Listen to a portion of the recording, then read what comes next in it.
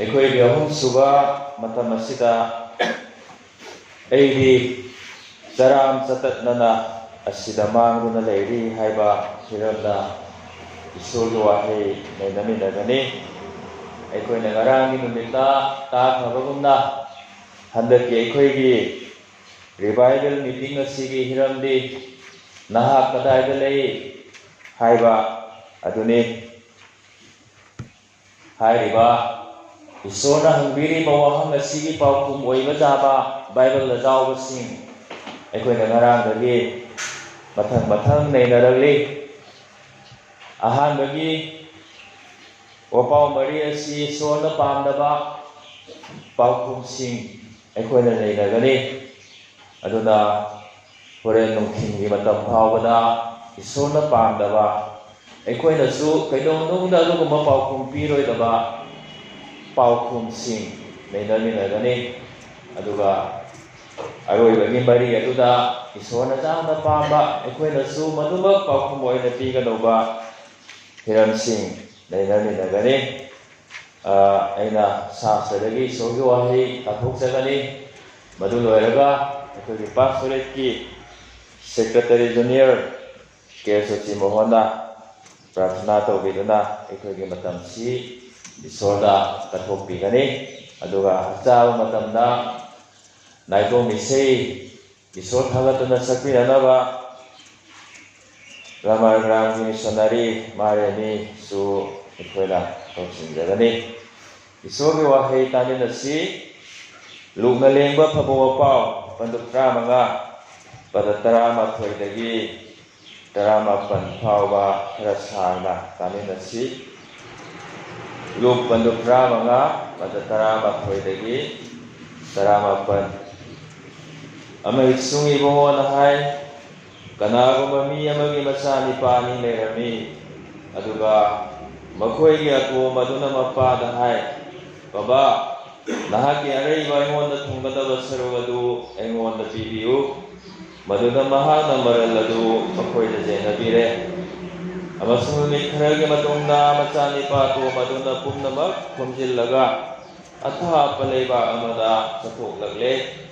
ꯑꯗꯨꯒ ꯃꯐꯝ ꯑꯗꯨꯗ ꯃꯍꯥꯛꯅ ꯆꯣꯏꯊꯣꯛꯅ ꯄꯥꯟꯗꯨꯅ ꯃꯍꯥꯛꯀꯤ ꯑꯔꯩꯕ ꯑꯗꯨ ꯆꯥꯏꯊꯣꯛꯈ꯭ꯔꯦ. ꯃꯍꯥꯛꯅ ꯄꯨꯝꯅꯃꯛ ꯆꯥꯗꯤꯡ ꯇꯧꯈ꯭ꯔꯕꯗ ꯂꯩꯕꯥꯛ ꯑꯗꯨꯗ ꯑꯀꯟꯕ ꯆꯥꯛ ꯇꯥꯡꯕ ꯊꯣꯛꯂꯦ ꯑꯃꯁꯨꯡ ꯃꯍꯥꯛ ꯋꯥꯠꯄ ꯍꯧꯔꯦ.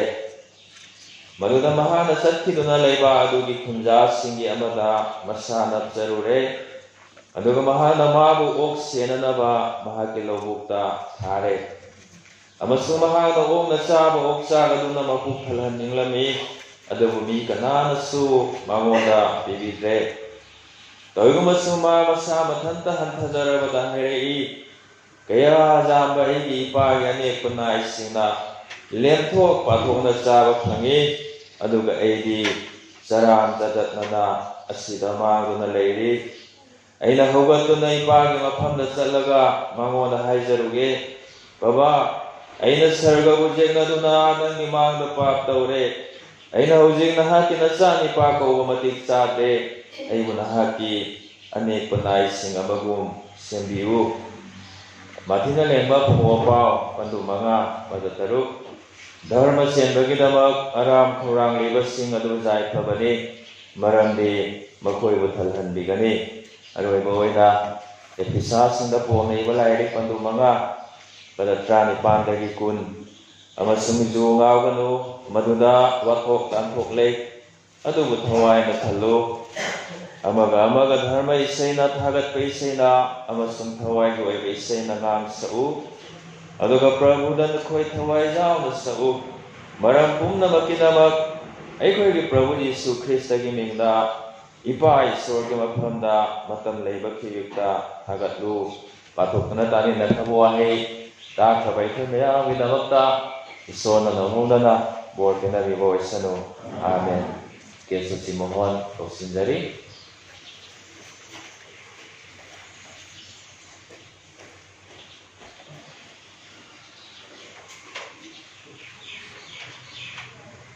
ꯑꯩꯈꯣꯏ ꯌꯥꯝꯅ ꯅꯨꯡꯁꯤꯅ ꯀꯜꯕꯔꯤ ꯀ꯭ꯔꯣꯁꯇ ꯄ꯭ꯔꯚꯨ ꯅꯍꯥꯛꯅ ꯅꯨꯡꯁꯤ mahagi kunci katok di Prabu Jisu. Baik orang akan katakan cari yang aku Prabu. Paisor anak masalah ibu masih bunda fauda. Prabu nah mesti guna. Aku ini mamal yang masih gula pasal aku ini dimana mesti Prabu. Nah aku itu tungan lima kita utai pa. Nah aku ngangkir kita cari yang aku Prabu. Paisor masih lagi pa. Aku ini pasal di mana masih Prabu nak ni pakai jalan biru Prabu nak buat biru Prabu. Laksan mana sana ikut isu Prabu. Ipa nak kaya kada ikut pun siapa Prabu nak kacau. Ibu nak kaya kada ikut ipa. Ikut pun siapa ibu nak kita bangsa sini jadi Prabu nak kita wala ikut jalan biru Prabu isu. Kalau mereka ipa sudah si ibu nak ni biru ibu nak cakap biru Prabu isu. Kawai deh, ibu nak panggil Prabu, Prabu Isor, Prabu nak kita fonda, kau ini mama yang bawa di Bible, pergi mesti, Bible nak kita kata sini jadi, ada juga mana Prabu, aku ingat lagi, aku yang Amerika, kuna jadi ba, Elias itu tinggi ba, aku ini kai kuna jadi ba, aku ini, udah pastor Prabu, mah kita untuk hai jadi, mah aku ini ba, kawai kita kita pilih kita mereka. Ibarat orang aku nak kehil dia sangat cari ya Prabu. Paisor nak sembiu. Aku ini dibayar si Prabu nak kita kata kata si Prabu. Asyik terus iba. Aku ini speaker kita berkahai dari Prabu Paisor. Aku ini ibarat nak kerana dari cross dari Prabu nak sembiu itu diwai tu. Hai zaman ini zaman kini nanti mama kan dia aku Prabu Yesus Kristus dengan ini.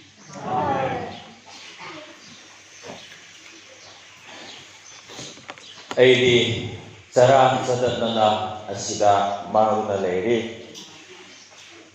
Ikoi Sola Nahakadai Lei Haida Miku Pungza Kuding Numit Kuding Ikoi Tangda Kandiri Bade Hairi Wahangasi Uktawa Masani Pa Adugi Mapamdasu Isona Noma Hangbiki Maduna Mana Biki Bapakum Adudi Isona Lam Napamdaba Aidi Saram Sadatnana Asida Maruna Leiri Haiba Paukum Asini Haiba Paukum Asi Krisani Haina Leiriba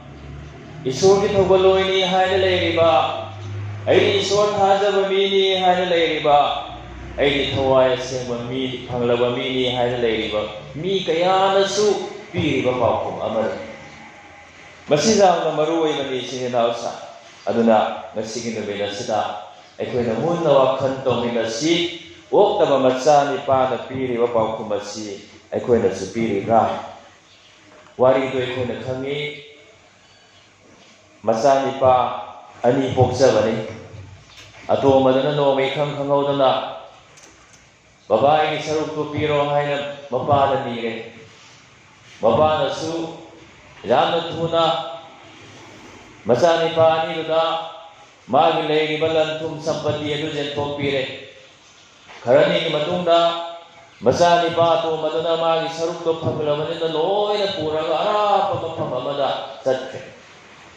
bapa maduna masa na masin gari mata pamu bulay tana bana pama matungin na taning masado na thaking mathatto na tawning mataw na malay ure adi magi namba sampati mayamasi Luhoina Koroso na Loik. Ado kung nawa mata maruda masik kaya muzang na maray magtiba kaya ay mata. Mana lay ruri malay ba aluda at so basap ka ang mamasupo. Masaning ay lay. Ado yung mga upay lay tano na miya madama kang zerore. Ni paano na mag-oksyen na nawa. Habi. Ado yung masik taning ay lay tano na Jangan mapuglang na matamaruna. Mina oksing na pizza ba oking masinza adu pao matani ngami. Adu ka nama tada. Oki sinza pao ba mangoda bibiki biningi. Adu magiata. Mahan taza. Ay di pagi zunda. Ane panay kaya mamalay. Makoy na kaya mabuktan na ngay na haraw na lay ni ba. Ay di sida. Saram sa na mahan Madugi magi fivam madudani isona naha kadaina lei haina hangiribas. Maduna mana thamoi sena ai saram sadanana asida maguna leiri haiba paukumsi piki bani. Mapagi nakta leiri makai maljam nungairani. Magi awat palaiti. Puni waru bagi sumathau tadi. Mapana loina khambi. Isagi kari mathau tai kari wali hai di ngai khambi ba mapan. Nungaira malaira. Mapan di la nasat khaw mata madudani ma awat pada thalle. Magi nungai phamlaite. Ingkha balaite.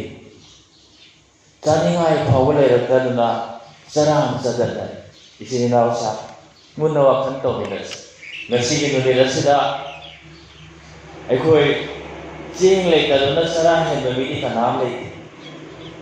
Sarkar nasu food security bill pass to khibadudagi akhoi leiba simangdani kanam sara helaloi haiduna ching watana tinadi pongna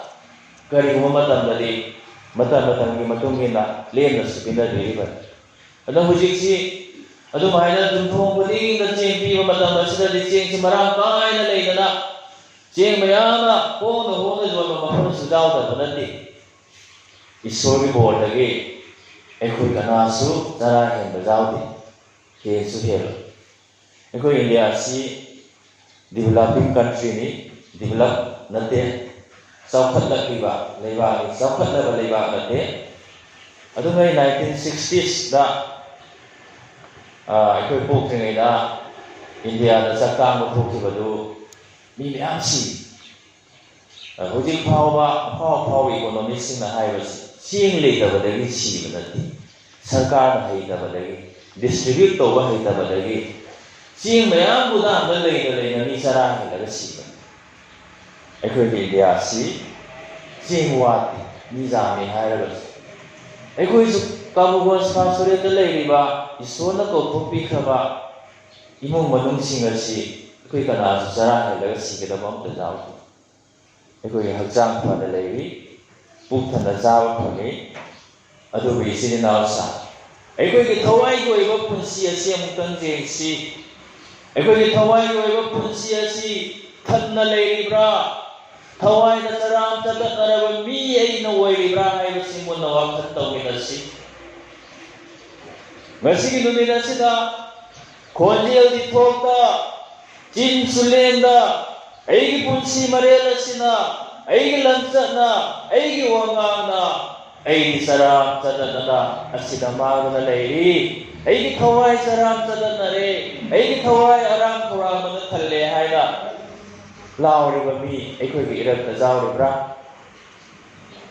munna wakhan to mina si sinnas aigi thawai aram thuralibra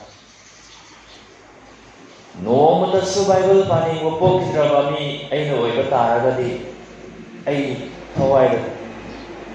aram khorala mi ama isor bu thagat pagi sei mayam harao no gai da sei sakni ngangi yumna leila so dum ngangi puning da phawre ya du mai sei do adubu ai di no mata su sei sangi wo pokitre mayam da jagoi sabne sei sakwa matam da su ai mo nei sei sangi mo wakhan leite isei sa se mo do ngai ba leite hai ba mi adu ai no oira ba di ai thawai da aram khorang ba saram sadat naraba mi ama oira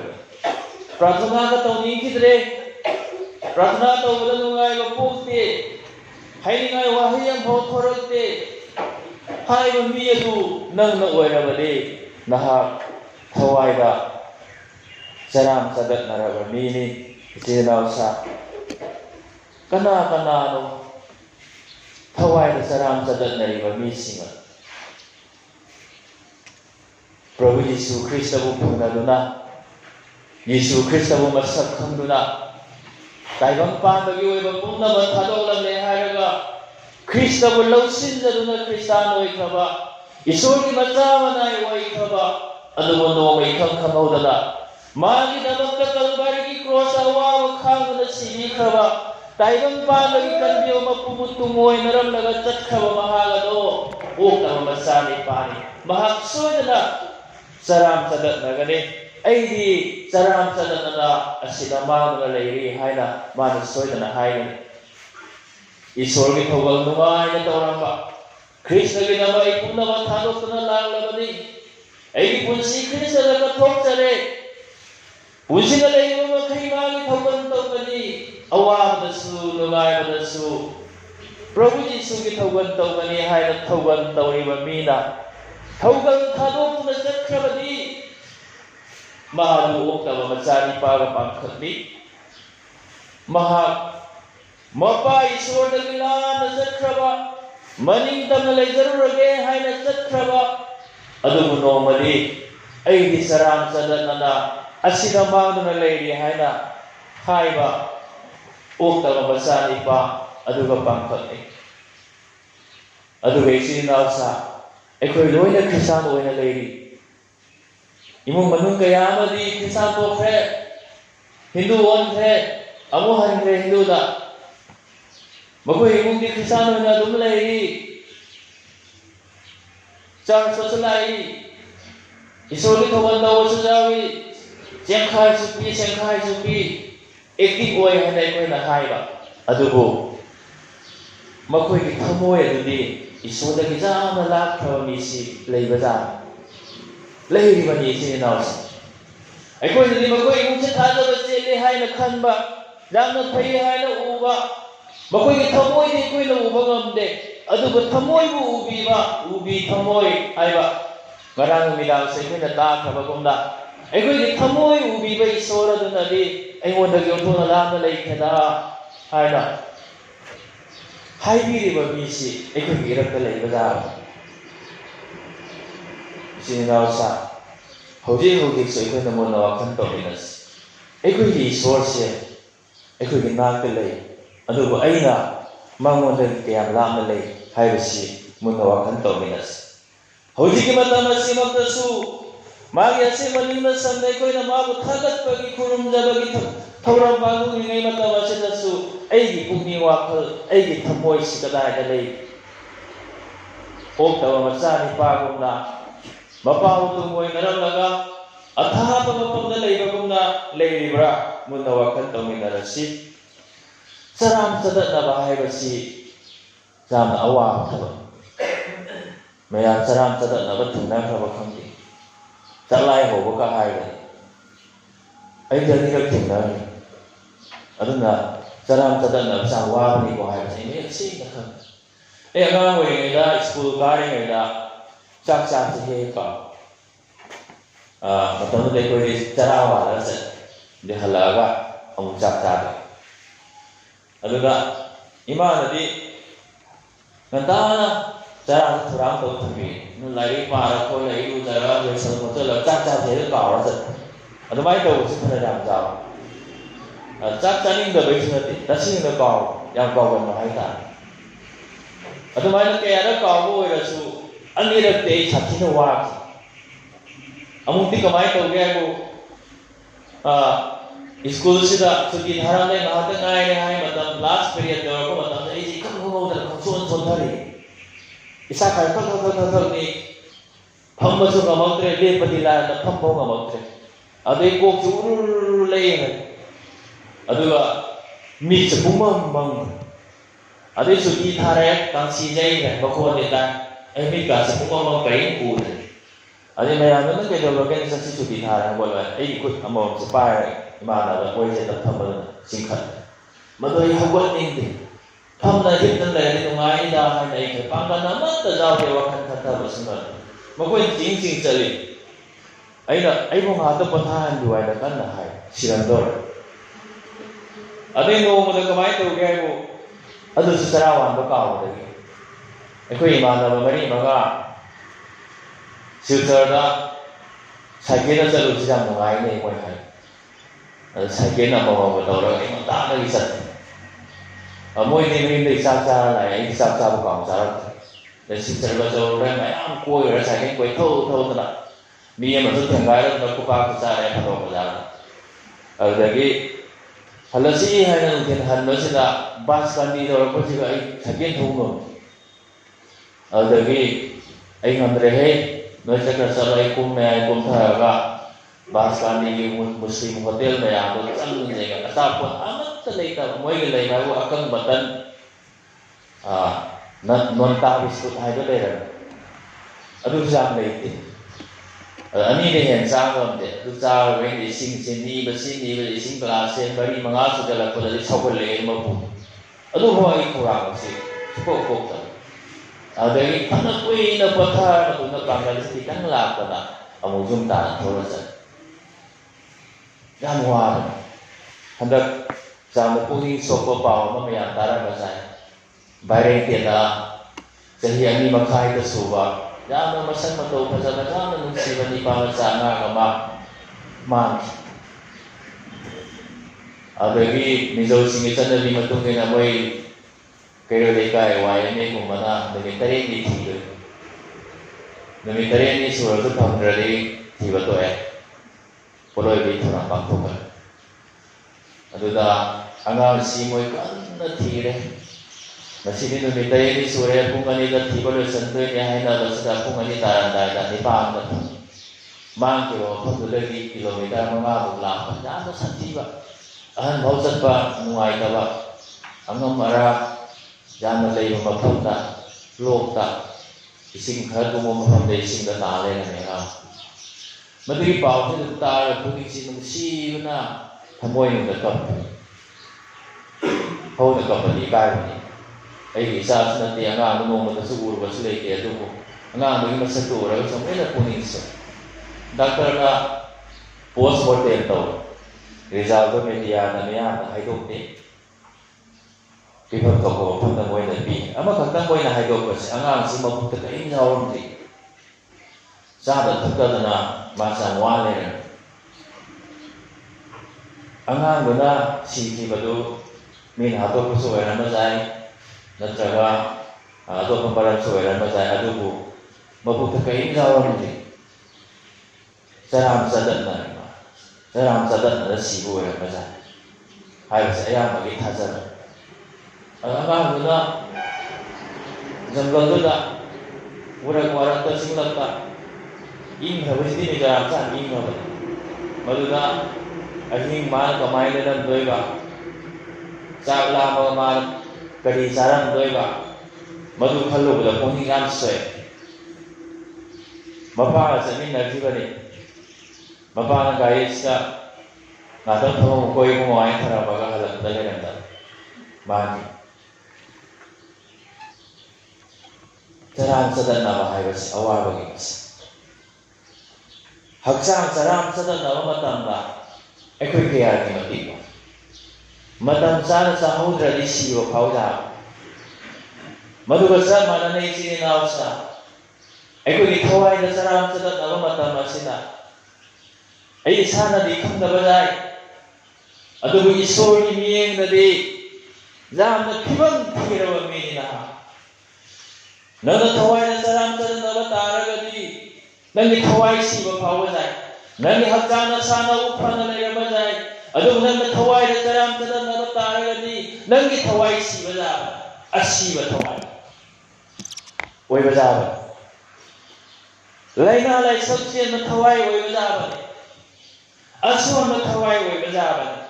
maramadu nei se na usa ngasi gi no be na sita ai thawai sa saram sadan na ribra ai thawai da ram khurang libra hai simunda wakhan to minarasi bible sastra ai khoi na jing bata raga di ai khoi bu thalhan ni bangamba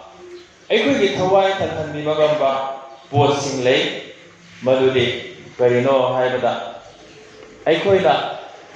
pukning hong duna ꯑꯩꯈꯣꯏꯒꯤ ꯏꯁꯣꯔꯒꯤ ꯈꯨꯌꯥꯗ ꯑꯩꯈꯣꯏ ꯆꯪꯖꯕ ꯇꯥꯏ ꯉꯁꯥꯏꯒꯤ ꯑꯣꯛꯇꯕ ꯃꯆꯥꯅꯤꯄꯥꯗꯨꯅ ꯑꯩ ꯍꯧꯖꯤꯛ ꯎꯄꯥꯏ ꯂꯩꯇ꯭ꯔꯦ ꯑꯩꯒꯤ ꯏꯄꯥꯒꯤ ꯌꯨꯝꯗꯗꯤ ꯃꯥꯒꯤ ꯃꯤꯅꯥꯏ ꯃꯌꯥꯝꯗꯣ ꯃꯄꯨꯛ ꯊꯟꯅ ꯆꯥꯔꯒ ꯅꯨꯡꯉꯥꯏꯅ ꯄꯣꯊꯥꯕ ꯐꯪꯉꯦ ꯑꯩꯗꯤ ꯁꯤꯗ ꯃꯥꯒꯤ ꯃꯆꯥꯅꯤꯄꯥꯃꯛ ꯑꯣꯏꯔꯕꯁꯨ ꯑꯔꯥꯞꯄ ꯃꯐꯝ ꯑꯁꯤꯗ ꯑꯩ ꯆꯔꯥꯡ ꯆꯗꯠꯅꯅ ꯂꯩꯔꯤ ꯑꯩ ꯃꯥꯡꯗꯨꯅ ꯂꯩꯔꯤ ꯑꯩ ꯄꯨꯡꯃꯥꯡ ꯃꯥꯡꯉꯦ haina mana khanglakpa matam asida ma pungyu honge ai tawba puno loina lalambe ipagi mahna ko nungai lei badu nungai ti haina ina khallam badu sumamre mawandagi lam chalaga ai nungai gani ning tamda lei bani haina ina khallam badu lalambe aduna hojikti ai ipagi nakta khallai mana ibu lomsin bida bajai mana iki thakta sauram bajai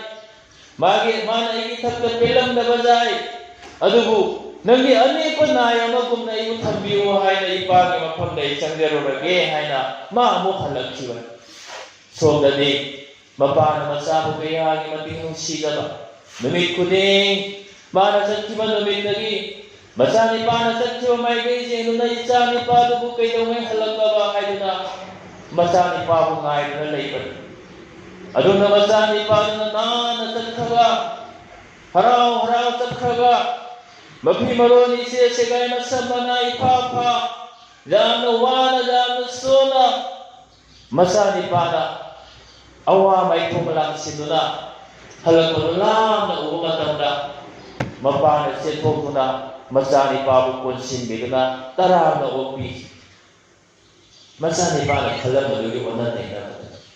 kaya gi madik masa singbu nungsida alu tasnate ichina sa jun dawalaga matamna mafi marora no pongo pire makuta kutop atang basibire agni manai singda ini chani pamang rabani hoji amu halakle namu phamjare aikoi harau phongdok si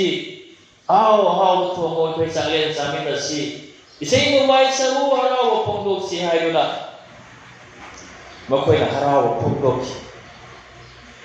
imong madunga da harau nath isigi nausa ngasigi numit asida aigi thawaida taram tadanaba arang khurang poli basai da kokjage hai bataragadi aina ihan hana tawlawasi pukning hongda isogi khoya da changjaba aikoi da samai le thokuna isoda gi chalubo wer bataraga suamu hanna isoda mai wasin mamathau tai ipa isun nagi ane ko naya mabum nai usije nabiu haina mangon da changjaba ngasi numit asida aikoi na jamna tahan ningba Kristan oiramlaga singluk da jawram baga Kristan tokhiba mising okoi aikoi irak da jawdi adugo aina ngasi haijari se arembo oira adugo ma mising atuda masigi paujal si khangan bai ko ki thodani ani subada nai sinausa nungai na thogan tawminaramba harau nungai na Krishna gi nama nominaramba kaya ama thogan thalok da chatkhe piklaba bara area sida maidei mission phila sida aduguma mi gi masing jame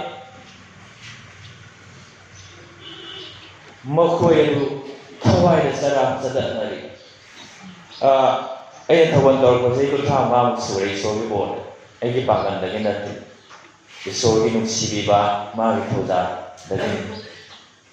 maya gi haijari ba gi ma panas masih thawon to mi dara maya to ki bale ya nungai te ma khoi na chat ki ba missionary sudawi phiwa ga na mu hi phiwa ga gi ni ya thong na ru de hang so hang na ru de moi na so har Sidon meeting chatpada thawon tawminaramba potharaga chatkiba missionary ani thengdei pulak nate tonga ma tan mingge hajaroi ama khakna hai as thawon to pa hai basi tho na thattabani ai jam lan the ai na tawru ba thaba amat mai pa phamamde ai punsi se Isorgi tera phadana thamge isorgi asawa ai thakta lei hai basi ai phadana thamge ai thamaka na haijabi wa na hai adagi amana de mokhoi matai manaw ni magto khiba missionary ani se lohoga kharani leiraga mokhoi to gai jon ka ala joma mara to so joma mara to ro moi nei re mas mokhoi masa na mai bani electric sema machine sema ko loi hai wiring to ba khot ko na aduna aizola de adu mase nami kuningi masing nai na ko ro chat pa ꯄꯩꯁꯥꯁꯨ ꯃꯌꯥꯝ ꯐꯪꯉꯦ ꯃꯈꯣꯏ ꯏꯃꯨꯡꯗ ꯏꯅꯥꯛ ꯈꯨꯜꯂꯦ ꯄꯣꯠꯁꯦ ꯑꯇꯥꯡ ꯑꯇꯥꯡꯕꯁꯨ ꯃꯌꯥꯝ ꯂꯩ ꯃꯥꯅ ꯍꯥꯏ ꯑꯩ ꯃꯣꯏꯗ ꯀꯣꯏꯔꯨ ꯑꯗꯨꯗ ꯃꯥꯅ ꯍꯥꯏ ꯌꯦꯡꯉꯨ ꯏꯁꯣꯔꯒꯤ ꯊꯧꯒꯜ ꯊꯥꯗꯣꯛꯇꯨꯅ ꯑꯩꯈꯣꯏ ꯂꯥꯛꯑ ꯃꯇꯨꯡꯁꯤꯗ ꯁꯣꯝꯗ ꯊꯕꯛꯁꯤ ꯁꯨꯕ ꯉꯝꯗꯕꯈꯩ ꯃꯌꯥꯝ ꯐꯪꯉꯦ ꯄꯩꯁꯥꯁꯨ ꯃꯌꯥꯝ ꯐꯪꯉꯦ ꯑꯗꯨꯕꯨꯅꯦ ꯍꯔꯥꯎꯕ ꯅꯨꯡꯉꯥꯏꯕ ꯏꯪꯊꯕ ꯊꯧꯒꯜ ꯇꯧꯔꯤꯉꯩꯗ ꯑꯩꯅ ꯐꯪꯈꯤꯕꯗꯨꯗꯤ ꯁꯨꯡꯐꯪ ꯐꯪꯕ ꯉꯝꯗꯦ harawa nungai ba ikhaba suklei lei prathna tawrasu nungai ba pokre adoi ai sindagi soge wa hai thoban tawne thoma yam da amata thowai yadi isor sinai thakka yam da baby da baza yam da waro baza ne da mana akoi close oina thoban tawne narama da thomoi se na moina basi jam chumbani sin naus thoban thadok na chatkiba kana amata makhoi punsida harau nungai ba ikhaba phomoi taibang bagi sana lupa lantundi laibang kharabani makoina phambajai makoina kungi masujai adu taibang bagi sana lupa lantunda lei bajabraba ikhaba harau manungai ba taibang bagi mina phambangam Krista gi manai singdada phagjaba do makoina mangan jakra isirina sa ekoi gi irang sida ekoi gi thawai da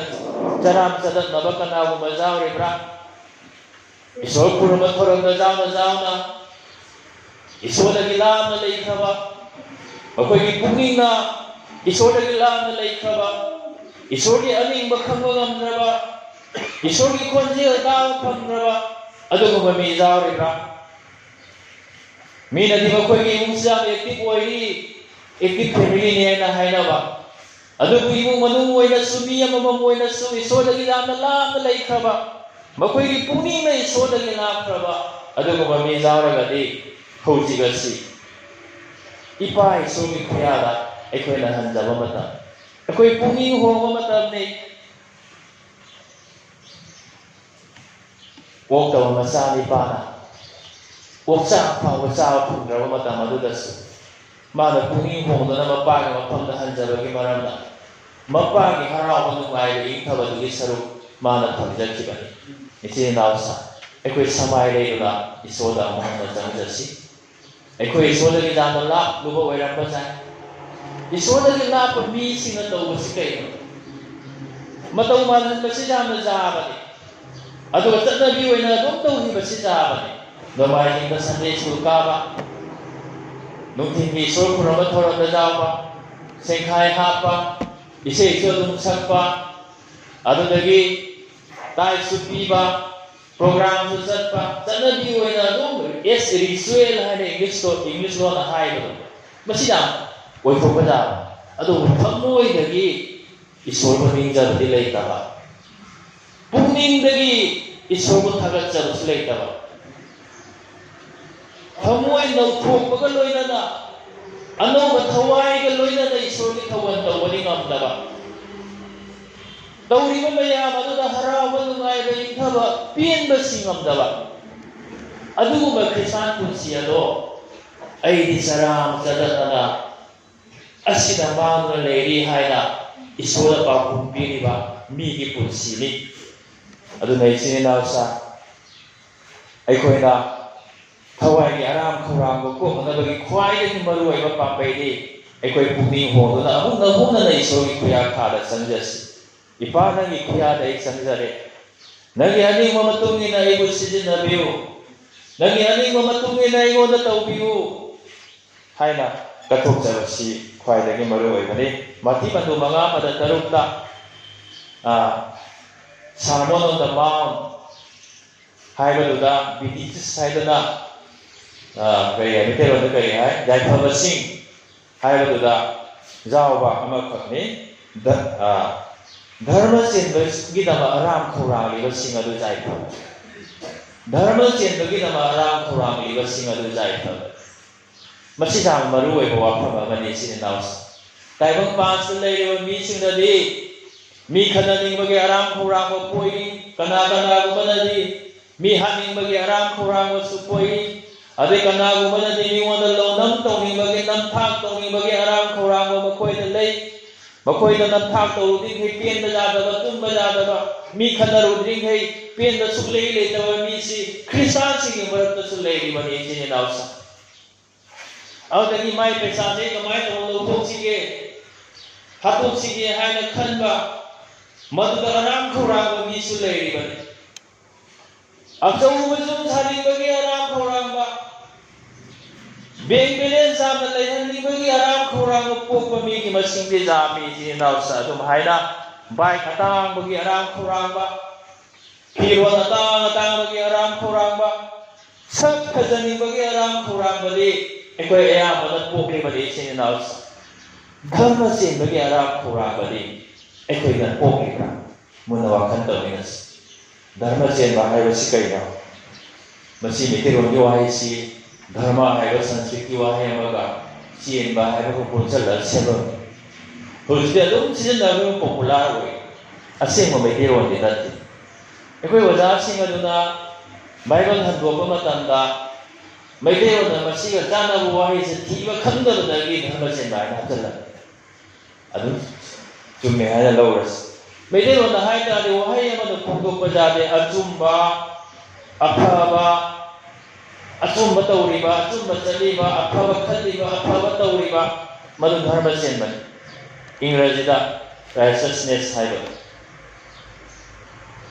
ꯑꯩꯈꯣꯏꯒꯤ ꯊꯋꯥꯏꯒꯤ ꯑꯔꯥꯝ ꯈꯧꯔꯥꯡꯕ ꯀꯣꯛꯆꯠꯁꯤ ꯍꯥꯏꯔꯕꯗꯤ ꯑꯩꯈꯣꯏꯗ ꯂꯩꯔꯤꯕ ꯊꯋꯥꯏꯒꯤ ꯆꯔꯥꯝ ꯆꯗꯠꯅꯕꯁꯤ ꯀꯣꯛꯆꯒꯦ ꯍꯥꯏꯔꯕꯗꯤ ꯇꯥꯏꯕꯪ ꯄꯥꯟꯕꯒꯤ ꯑꯔꯪ ꯑꯔꯥꯛꯁꯤꯗ ꯑꯩꯈꯣꯏꯅ ꯑꯔꯥꯝ ꯈꯧꯔꯥꯡꯂꯒꯗꯤ ꯀꯩꯗꯧꯅꯨꯡꯗ ꯀꯣꯛꯄ ꯉꯝꯂꯣꯏ ꯑꯩꯈꯣꯏꯒꯤ ꯆꯔꯥꯝ ꯆꯗꯠꯅꯕ ꯐꯕ ꯉꯝꯃꯣꯏ ꯑꯗꯨꯕꯨ ꯙꯔꯃ ꯆꯦꯟꯕꯗ ꯑꯩꯈꯣꯏꯅ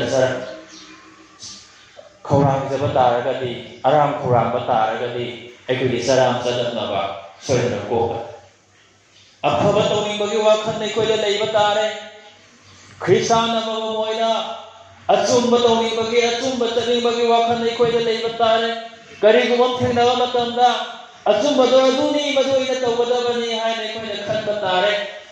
ꯃꯗꯨ ꯅꯠꯇꯗꯨꯅ ꯆꯨꯝꯒꯦ ꯆꯨꯝꯃꯨ ꯆꯨꯝꯃꯣꯏ ꯆꯨꯝꯃꯨ ꯑꯩꯅ ꯉꯝꯗꯕ ꯌꯥꯗꯦ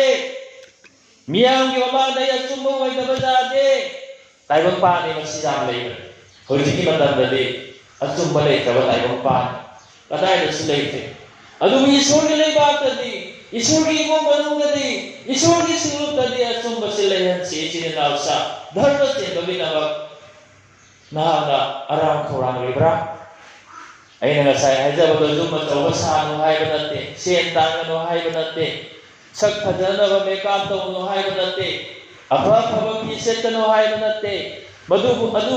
ꯃꯗꯨ ꯈꯛꯇꯗ ꯑꯔꯥꯝ ꯈꯧꯔꯥꯡꯕ ꯄꯣꯛꯂꯒ ꯊꯋꯥꯏꯒꯤ ꯑꯣꯏꯕ ꯈ꯭ꯋꯥꯏꯗꯒꯤ ꯃꯔꯨ ꯑꯣꯏꯕꯗꯨ ꯑꯩꯈꯣꯏꯅ ꯀꯔꯤꯁꯨ ꯂꯩꯇꯅ ꯈꯟꯕ ꯇꯥꯔꯒꯗꯤ ꯄꯣꯛꯇꯕ ꯃꯆꯥꯅꯤꯄꯥꯒꯨꯝꯅ ꯑꯩꯗꯤ ꯆꯔꯥꯝ ꯆꯗꯠꯅꯅ ꯑꯁꯤꯗ ꯃꯥꯡꯗꯅ ꯂꯩꯔꯤ ꯍꯥꯏꯅ ꯅꯪꯒꯤ ꯆꯤꯟꯗꯒꯤ ꯊꯣꯛꯇ꯭ꯔꯁꯨ ꯅꯪꯒꯤ ꯄꯨꯟꯁꯤ ꯃꯔꯦꯜ ꯑꯗꯨꯅ ꯅꯪꯒꯤ ꯂꯝꯆꯠꯅ ꯈꯣꯟꯖꯦꯜ ꯋꯥꯡꯅ ꯂꯥꯎꯔꯤꯕꯅꯤ ꯏꯁꯣꯔꯅ ꯇꯥꯕꯤ ꯑꯩꯈꯣꯏ ꯄꯨꯝꯅꯃꯛꯅ ꯇꯥꯔꯤꯕꯅꯤ ꯑꯦꯐꯦꯁꯥ ꯄꯟꯗꯨ 5:19-20ꯗꯗꯤ ꯊꯋꯥꯏꯅ ꯊꯜꯍꯜꯂꯨ ꯍꯥꯏ ꯑꯩꯈꯣꯏꯒꯤ ꯑꯣꯜ ꯚꯔꯖꯟꯗ ꯊꯜꯂꯨ ꯍꯥꯏꯕꯗꯨ ꯆꯨꯝꯗꯕ ꯑꯅꯧꯕ ꯊꯣꯔꯛꯄ ꯀꯣꯃꯟ ꯂꯦꯡꯒ꯭ꯋꯦꯖꯇ ꯊꯜꯍꯜꯂꯨ ꯍꯥꯏꯕꯗꯨ ꯆꯨꯝ ꯃꯔꯝꯗꯤ ꯕꯦꯁꯤꯛ ꯚꯣꯏꯁ ꯒ꯭ꯔꯤꯛ ꯂꯣꯟꯗꯒꯤ ꯍꯟꯗꯣꯛꯄ ꯃꯇꯝꯗ ꯋꯥꯍꯩꯒꯤ ꯑꯔꯊꯗꯨꯗ ꯌꯦꯡꯉꯒ ꯇꯥꯗꯦ ꯀꯔꯤ ꯕꯦꯁꯤꯛꯅꯣ ꯀꯔꯤ ꯚꯣꯏꯁꯅꯣ ꯒ꯭ꯔꯥꯃꯥꯔꯗꯣ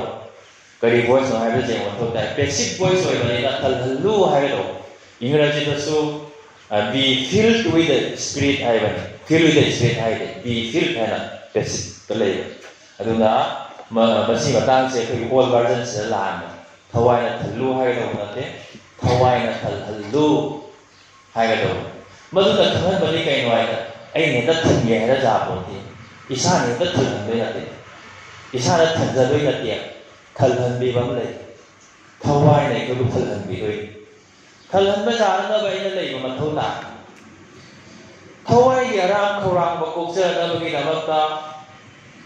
ꯊꯋꯥꯏꯗ ꯆꯔꯥꯝ ꯆꯗꯠꯅꯕ ꯀꯣꯛꯅꯅꯕꯒꯤꯗꯃꯛꯇ ꯑꯍꯨꯝꯁꯨꯕ ꯄꯥꯝꯕꯩ ꯑꯃꯁꯨꯡ ꯑꯔꯣꯏꯕ ꯑꯣꯏꯅ ꯑꯩꯅ ꯍꯥꯏꯗꯣꯛꯆꯅꯤꯡꯕꯗꯨꯗꯤ ꯑꯩꯈꯣꯏ ꯊꯋꯥꯏꯅ ꯊꯜꯍꯟꯕ ꯇꯥꯏ ꯊꯋꯥꯏꯅ ꯊꯜꯍꯟꯗ꯭ꯔꯤꯕ ꯀꯅꯥꯅꯁꯨ ꯊꯋꯥꯏꯒꯤ ꯆꯔꯥꯝ ꯆꯗꯠꯅꯕ ꯀꯣꯛꯄ ꯉꯝꯃꯣꯏ ꯃꯔꯝ ꯑꯗꯨꯅ ꯏꯆꯤꯟ ꯏꯅꯥꯎꯁꯥ ꯊꯋꯥꯏ ꯑꯁꯦꯡꯕꯗꯤ ꯑꯩꯈꯣꯏꯗ ꯄꯤꯕꯤꯈ꯭ꯔꯦ ꯑꯩꯈꯣꯏꯕꯨ ꯕꯞꯇꯥꯏꯖ ꯇꯧꯕ ꯃꯇꯝꯗꯁꯨ ꯄꯤꯕꯤꯈ꯭ꯔꯦ ꯍꯟꯅ ꯊꯋꯥꯏ ꯑꯁꯦꯡꯕꯅ ꯑꯩꯈꯣꯏꯕꯨ ꯊꯜꯍꯟꯕꯤꯈ꯭ꯔꯦ ꯑꯗꯨꯕꯨ ꯑꯃꯨꯛ ꯊꯟꯈ꯭ꯔꯦ ꯍꯥꯏꯗꯨꯅ ꯑꯩꯈꯣꯏꯅ ꯑꯣꯛꯂꯦ ꯍꯥꯏꯗꯨꯅ ꯂꯩꯕ ꯌꯥꯗꯦ ꯀꯅꯥꯒꯨꯝꯕꯅꯗꯤ ꯑꯩꯗꯤ ꯕꯥꯏꯕꯜ ꯃꯊꯧ ꯇꯥꯗꯦ ꯑꯩ ꯅꯧꯅ ꯄꯣꯛꯈ꯭ꯔꯦ ꯑꯩ ꯊꯋꯥꯏ ꯑꯁꯦꯡꯕ ꯐꯪꯈ꯭ꯔꯦ ꯍꯥꯏꯅ ꯈꯨꯝꯕ ꯌꯥꯎꯗꯕ ꯅꯠꯇꯦ ꯑꯗꯨꯕꯨ ꯏꯆꯤꯟ ꯏꯅꯥꯎꯁꯥ ꯅꯣꯡꯃꯒꯤ ꯃꯤꯀꯨꯞ ꯄꯨꯡꯖꯥ ꯈꯨꯗꯤꯡꯒꯤ ꯊꯋꯥꯏꯅ ꯑꯩꯈꯣꯏꯕꯨ ꯊꯜꯍꯟꯕꯤꯕ ꯊꯋꯥꯏꯅ ꯑꯩꯈꯣꯏꯕꯨ ꯅꯧꯊꯣꯛꯍꯟꯕꯤꯕꯁꯤ ꯌꯥꯝꯅ ꯃꯔꯨ ꯑꯣꯏꯕꯅꯤ ꯇꯉꯥꯏ ꯐꯗꯕꯅꯤ ꯑꯗꯨꯅꯅꯤ ꯃꯥꯁꯤ ꯌꯥꯝꯅ ꯊꯋꯥꯏ ꯌꯥꯎꯔꯝꯕꯅꯤ ꯁꯣꯟꯊꯈ꯭ꯔꯦꯗꯅ ꯍꯥꯏꯅ ꯍꯥꯏꯅꯔꯤꯕ ꯃꯥꯁꯤ ꯌꯥꯝꯅ ꯐꯔꯝꯕꯅꯤ ꯏꯁꯣꯔꯒꯤꯗꯃꯛ ꯌꯥꯝꯅ ꯀꯜꯂꯝꯕꯅꯤ ꯑꯗꯨꯕꯨ ꯃꯥꯒꯤ ꯃꯁꯛ ꯐꯥꯎ ꯎꯈꯤꯗ꯭ꯔꯅꯦ ꯍꯥꯏꯅ ꯍꯥꯏꯅꯔꯤꯕꯁꯦ ꯑꯃꯨꯛ ꯊꯜꯍꯜꯂꯒ ꯌꯥꯔꯦ ꯑꯣꯛꯂꯦ ꯍꯥꯏꯅ ꯈꯜꯂꯨꯕꯗꯒꯤꯅꯤ ꯑꯗꯨꯕꯨ ꯏꯆꯤꯟ ꯏꯅꯥꯎꯁꯥ ꯇꯁꯦꯡꯅꯗꯤ ꯈ꯭ꯔꯤꯁꯇꯥꯟ ꯄꯨꯟꯁꯤꯁꯤ ꯃꯤꯀꯨꯞ ꯑꯃꯒꯤ ꯅꯠꯇꯦ ꯅꯣꯡꯃꯒꯤ ꯅꯠꯇꯦ ꯅꯨꯃꯤꯠ ꯈꯨꯗꯤꯡ ꯂꯦꯜꯂꯤꯕ ꯈ꯭ꯔꯤꯁꯇꯥꯟ ꯄꯨꯟꯁꯤ ꯑꯣꯏꯕꯒꯤ ꯃꯔꯝꯅ ꯅꯨꯃꯤꯠ ꯈꯨꯗꯤꯡ ꯊꯋꯥꯏꯅ ꯊꯜꯍꯟꯖꯕ ꯃꯊꯧ ꯇꯥꯏ ꯅꯨꯃꯤꯠ ꯈꯨꯗꯤꯡ ꯊꯋꯥꯏꯅ ꯅꯧꯊꯣꯛꯍꯟꯕꯤꯕ ꯃꯊꯧ ꯇꯥꯏ ꯑꯗꯨꯅꯅꯤ ꯑꯩꯈꯣꯏꯒꯤ ꯄꯥꯁꯇꯣꯔꯦꯠꯀꯤ ꯂꯨꯆꯤꯡꯕꯁꯤꯡꯅ ꯔꯤꯚꯥꯏꯕꯦꯜ ꯃꯤꯇꯤꯡꯒ ꯁꯤꯜ ꯂꯥꯡꯗꯅ ꯑꯩꯈꯣꯏꯅ ꯄꯥꯡꯊꯣꯛꯂꯤꯁꯤ ꯃꯁꯤꯗꯩ ꯄꯥꯡꯒꯜ ꯐꯪꯖꯔꯒ ꯑꯩꯈꯣꯏ ꯅꯨꯃꯤꯠ ꯈꯨꯗꯤꯡ ꯊꯋꯥꯏꯅ ꯊꯜꯍꯟꯖꯅꯅꯕ ꯊꯋꯥꯏꯗ ꯑꯔꯥꯝ ꯈꯧꯔꯥꯡꯕ ꯄꯣꯛꯂꯤꯕ꯭ꯔꯥ ꯊꯋꯥꯏꯗ ꯆꯔꯥꯡ ꯆꯗꯠꯅꯔꯤꯕ꯭ꯔꯥ ꯃꯗꯨ ꯄꯣꯛꯅꯅꯕ ꯄꯥꯝꯕꯩꯗꯤ ꯇꯥꯏꯕꯪꯄꯥꯟꯗꯒꯤ ꯁꯅꯥ ꯂꯨꯄꯥ ꯂꯟ ꯊꯨꯝ ꯅꯠꯇꯦ ꯏꯁꯣꯔꯒꯤ ꯊꯋꯥꯏꯅ ꯊꯜꯍꯟꯖꯕ ꯌꯥꯝꯅ ꯇꯉꯥꯏ ꯐꯗꯕꯅꯤ ꯊꯋꯥꯏ ꯑꯁꯦꯡꯕꯅ ꯅꯪꯒꯤ ꯊꯃꯣꯏꯗꯨꯗ ꯆꯪꯒꯦ ꯍꯥꯏꯅ ꯃꯇꯝ ꯈꯨꯗꯤꯡꯗ ꯉꯥꯏꯗꯨꯅ ꯂꯩꯔꯤ ꯅꯪꯒꯤ ꯊꯃꯣꯏ ꯁꯦꯡꯗꯣꯛꯄ ꯃꯊꯧ ꯇꯥꯏ ꯃꯥꯗꯤ ꯑꯁꯦꯡꯕꯅꯤ ꯑꯗꯨꯅ ꯊꯋꯥꯏ ꯑꯁꯦꯡꯕ ꯀꯧꯔꯤꯕꯅꯤ ꯏꯁꯣꯔꯒꯤ ꯊꯋꯥꯏꯗꯤ ꯑꯁꯦꯡꯕꯅꯤ ꯑꯃꯥꯡꯕꯒ ꯇꯤꯟꯅꯕ ꯌꯥꯗꯦ ꯅꯪꯒꯤ ꯄꯨꯛꯅꯤꯡ ꯃꯥꯡꯉꯕꯗꯤ ꯅꯪꯅ ꯏꯁꯣꯔꯅ ꯌꯥꯗꯕ ꯋꯥꯈꯜ ꯃꯌꯥꯝ ꯈꯟꯗꯨꯅ ꯂꯩꯔꯕ ꯏꯁꯣꯔꯅ ꯇꯧꯅꯨ ꯍꯥꯏꯕ ꯊꯕꯛ ꯇꯧꯅꯤꯡꯕꯒꯤ ꯋꯥꯈꯜ ꯅꯉꯣꯟꯗ ꯂꯩꯔꯕ ꯏꯁꯣꯔꯅ ꯆꯥꯅꯨ ꯍꯥꯏꯕ ꯆꯤꯟꯖꯥꯛ ꯆꯥꯅꯤꯡꯕꯒꯤ ꯋꯥꯈꯜ ꯅꯉꯣꯟꯗ ꯂꯩꯔꯕ ꯑꯗꯨꯒꯨꯝꯕ ꯃꯤꯗꯨꯒꯤ ꯃꯐꯝꯗ ꯃꯥꯒꯤ ꯊꯃꯣꯏꯅꯨꯡꯗ ꯊꯋꯥꯏ ꯑꯁꯦꯡꯕꯅ ꯀꯩꯗꯧꯅꯨꯡꯗ ꯆꯪꯕꯤꯔꯣ ꯑꯗꯨꯕꯨ ꯏꯆꯤꯟ ꯏꯅꯥꯎꯁꯥ ꯍꯧꯖꯤꯛ ꯑꯁꯤ ꯑꯆꯥꯕ ꯃꯇꯝꯅꯤ ꯑꯩꯈꯣꯏꯒꯤ ꯊꯃꯣꯏ ꯁꯦꯡꯗꯣꯛꯆꯔꯁꯤ ꯑꯃꯥꯡꯕ ꯋꯥꯈꯜ ꯄꯨꯝꯅꯃꯛ ꯊꯥꯗꯣꯛꯂꯁꯤ ꯊꯋꯥꯏ ꯑꯁꯦꯡꯕꯅ ꯆꯪꯒꯦ ꯉꯥꯏꯔꯤꯉꯩꯁꯤꯗ ꯅꯪꯒꯤ ꯊꯃꯣꯏ ꯁꯦꯡꯗꯣꯛꯆꯔꯣ ꯃꯥꯅ ꯅꯪꯕꯨ ꯊꯜꯍꯟꯕꯤꯒꯅꯤ ꯊꯋꯥꯏꯅ ꯅꯪꯕꯨ ꯊꯜꯍꯟꯕꯤꯒꯅꯤ ꯉꯁꯥꯏ ꯄꯦꯁꯤꯞ ꯚꯣꯏꯁ ꯍꯥꯏꯕꯗꯣ ꯄꯦꯁꯤꯞ ꯍꯥꯏꯕꯗꯤ ꯑꯩ ꯁꯨꯃꯥꯏꯅ ꯂꯩꯔꯦ ꯑꯩ ꯀꯩꯝ ꯇꯧꯔꯣꯏ ꯑꯦꯛꯇꯤꯚ ꯍꯥꯏꯕꯗꯤ ꯑꯩꯅ ꯇꯧꯗꯣꯏꯅꯤ ꯑꯗ ꯏꯪꯂꯤꯁꯇ ꯑꯦꯛꯇꯤꯚ ꯚꯣꯏꯁ ꯄꯦꯁꯤꯞ ꯚꯣꯏꯁ ꯍꯥꯏꯕꯁꯤ ꯑꯉꯥꯡꯁꯤꯡ ꯂꯥꯏꯔꯤꯛ ꯇꯝꯃꯦ ꯂꯣꯏ ꯈꯪꯉꯝꯕꯅꯤ ꯑꯦꯛꯇꯤꯚ ꯍꯥꯏꯕꯗꯤ ꯃꯥ ꯂꯣꯏ ꯇꯧꯗꯣꯏꯅꯤ ꯄꯦꯁꯤꯞ ꯍꯥꯏꯕꯗꯤ ꯑꯩ ꯁꯨꯃꯥꯏꯅ ꯂꯩ ꯑꯗꯨꯕꯨ ꯑꯩꯒꯤ ꯊꯃꯣꯏꯁꯤ ꯁꯦꯡꯗꯣꯛꯆꯅꯤ ꯊꯋꯥꯏ ꯑꯁꯦꯡꯕ ꯆꯪꯕꯤꯔꯛꯂꯣ ꯑꯩꯒꯤ ꯊꯃꯣꯏꯗꯨꯗ ꯊꯃꯣꯏꯁꯤ ꯏꯍꯥꯡ ꯍꯥꯡꯗꯣꯏ ꯃꯥ ꯑꯗꯨꯝ ꯑꯣꯇꯣꯃꯦꯇꯤꯛ ꯆꯪꯉꯛꯇꯣꯏ ꯑꯩꯅ ꯐꯥꯔꯒ ꯍꯥꯞꯆꯤꯟꯗꯣꯏ ꯅꯠꯇꯦ ꯑꯗꯨꯅ ꯊꯋꯥꯏꯒꯤ ꯑꯔꯥꯝ ꯈꯧꯔꯥꯡꯕ ꯑꯩꯈꯣꯏꯗ ꯂꯩꯕ ꯇꯥꯔꯒꯗꯤ ꯑꯩꯈꯣꯏꯒꯤ ꯊꯋꯥꯏꯒꯤ ꯄꯨꯟꯁꯤ ꯁꯣꯏꯗꯅ ꯁꯤꯒꯅꯤ ꯁꯣꯟꯊꯒꯅꯤ ꯃꯤꯁꯤꯡꯅ ꯇꯧꯔꯤꯕ ꯑꯗꯨꯃꯥꯏꯅ ꯊꯧꯒꯜ ꯇꯧꯕ ꯉꯝꯃꯣꯏ ꯃꯤꯁꯤꯡꯅ ꯏꯁꯣꯔ ꯊꯥꯒꯠꯄ ꯑꯗꯨꯃꯥꯏꯅ ꯊꯥꯒꯠꯄ ꯉꯝꯃꯣꯏ ꯏꯁꯣꯔꯒꯤꯗꯃꯛꯇ ꯈꯨꯠ ꯊꯥꯒꯠꯄ ꯐꯥꯎꯕ ꯉꯝꯃꯣꯏ ꯑꯗꯨꯕꯨ ꯊꯋꯥꯏꯅ ꯊꯜꯂꯕ ꯃꯇꯝꯗꯗꯤ ꯑꯩꯈꯣꯏ ꯂꯣꯏꯅ ꯉꯝꯒꯅꯤ ꯇꯥꯏꯕꯪꯄꯥꯟꯕꯒꯤ ꯁꯅꯥ ꯂꯨꯄꯥ ꯂꯟ ꯊꯨꯝꯁꯦ ꯑꯩꯒꯤ ꯂꯩꯖꯗꯕ ꯇꯥꯔꯒꯁꯨ ꯑꯩ ꯍꯔꯥꯎꯒꯅꯤ ꯅꯨꯡꯉꯥꯏꯒꯅꯤ ꯏꯪꯊꯒꯅꯤ ꯃꯗꯨ ꯇꯥꯏꯕꯪꯄꯥꯟꯕꯒꯤ ꯃꯤꯁꯤꯡꯅ ꯐꯪꯕ ꯉꯝꯕ ꯅꯠꯇꯦ ꯄꯣꯛꯇꯕ ꯃꯆꯥ ꯅꯤꯄꯥꯗꯨꯅ ꯑꯩꯗꯤ ꯆꯔꯥꯡ ꯆꯗꯠꯅꯅ ꯁꯤꯗ ꯃꯥꯡꯗꯨꯅ ꯂꯩ ꯍꯥꯏꯅ ꯃꯥꯅ ꯄꯥꯎꯈꯨꯝ ꯄꯤ ꯑꯗꯨꯕꯨ ꯃꯥꯅ ꯃꯄꯥꯒꯤ ꯃꯅꯥꯛꯇ ꯄꯨꯛꯅꯤꯡ ꯍꯣꯡꯗꯨꯅ ꯆꯪꯖꯕ ꯃꯇꯝ ꯑꯗꯨꯗꯗꯤ ꯃꯥꯕꯨ ꯊꯜꯍꯟꯕꯤꯈꯤ ꯃꯥꯒꯤ ꯆꯔꯥꯡ ꯆꯗꯠꯅꯕ ꯂꯣꯏꯅ ꯀꯣꯛꯈꯤ ꯉꯁꯤꯒꯤ ꯅꯨꯃꯤꯠ ꯑꯁꯤꯗꯁꯨ ꯑꯩꯈꯣꯏꯒꯤ ꯆꯔꯥꯡ ꯆꯗꯠꯅꯕ ꯀꯣꯛꯄꯤꯒꯦ ꯍꯥꯏꯗꯨꯅ ꯏꯁꯣꯔꯅ ꯉꯥꯏꯗꯨꯅ ꯂꯩ ꯊꯋꯥꯏ ꯑꯁꯦꯡꯕꯅ ꯑꯩꯈꯣꯏꯕꯨ ꯊꯜꯍꯟꯕꯤꯒꯦ ꯍꯥꯏꯅ ꯉꯥꯏꯗꯨꯅ ꯂꯩꯔꯤ ꯑꯆꯥꯕ ꯃꯇꯝꯁꯤ ꯑꯩꯈꯣꯏꯅ ꯂꯩꯖꯍꯧꯔꯁꯤ ꯍꯧꯖꯤꯛꯃꯛ ꯑꯩꯈꯣꯏꯒꯤ ꯊꯋꯥꯏꯒꯤ ꯆꯔꯥꯡ ꯆꯗꯠꯅꯕ ꯀꯣꯛꯄꯤꯕ ꯉꯝꯕ ꯏꯁꯣꯔꯒꯤ ꯈꯨꯌꯥꯅ ꯑꯩꯈꯣꯏꯅ ꯆꯪꯖꯁꯤ ꯏꯁꯣꯔꯅ ꯑꯩꯈꯣꯏ ꯃꯌꯥꯝꯒꯤꯗꯃꯛ ꯄꯣꯟꯃꯤꯟꯅꯔꯤꯕ ꯑꯣꯏꯁꯅꯨ ꯑꯥꯃꯦꯟ ꯃꯥꯔꯦꯅꯤꯅ ꯏꯁꯣꯔ ꯊꯥꯒꯠꯄ ꯏꯁꯩ ꯑꯃ ꯁꯛꯄꯤꯒꯅꯤ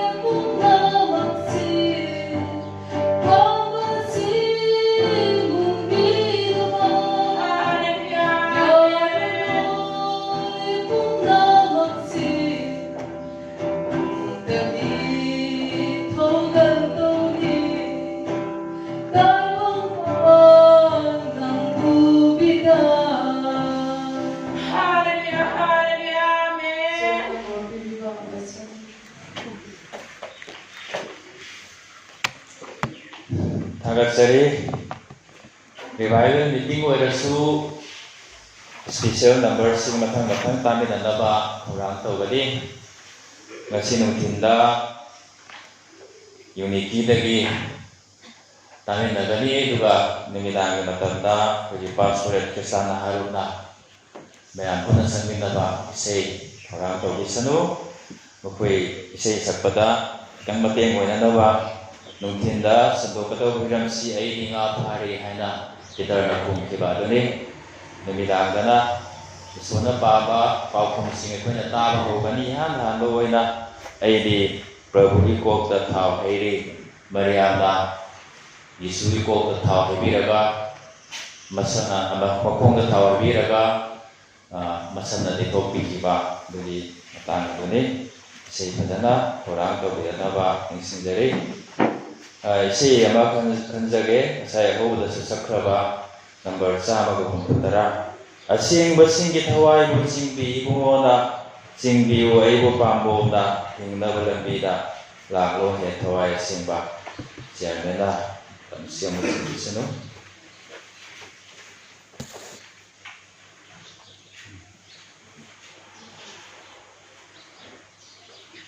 Speaker Thagachari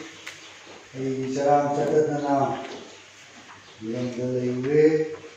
amu pal thanga kanchibagi yang berlaba ai bapa amui amata speaker bu